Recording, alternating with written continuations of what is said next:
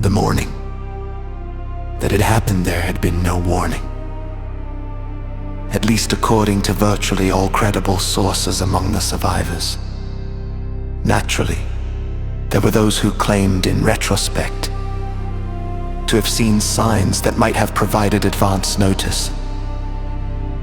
But those accounts, it has been determined, are likely nothing more than instances of pareidolia, not unlike the perception of images in the shapes of clouds.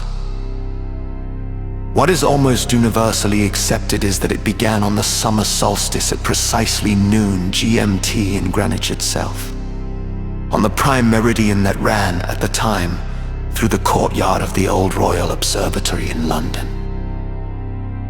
When the sun is at its zenith, the clock is set at noon, and many of those on holiday have stood with one foot on each side of that line of demarcation so that, in an odd twist of the original phrase, they could be photographed being in two times at the same place. Multiple witnesses have confirmed that a tourist, his name is not known, so we shall refer to him as Subject Zero, was straddling the two-tone steel ribbon embedded in the cobblestones that denotes longitude 000. And it was at that exact moment when our star reached the apogee of its arc across the sky that it occurred. Just before, all was as normal as it can be at an English destination.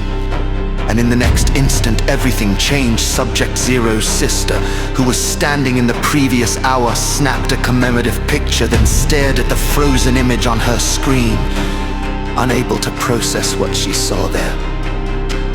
Shaking herself loose from that impossible visage, she raised her eyes to gaze on her brother, who indeed was still astride the meridian, fully clothed on her side of the line and fully naked on the other. It appeared as if he was wearing half a suit of clothes severed vertically down the middle.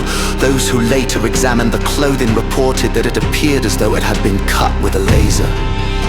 So straight and fine was the edge of the separation.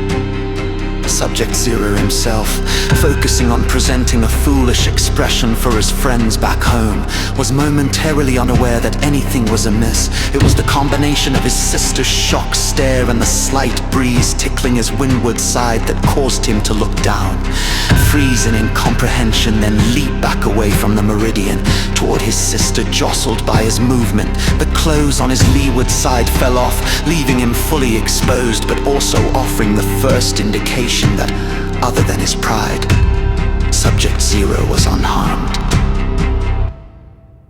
Before either of them could begin to parse what had happened, their attention was jolted to shouts of alarm, mostly coming from beyond the meridian on the leading hour side to the west.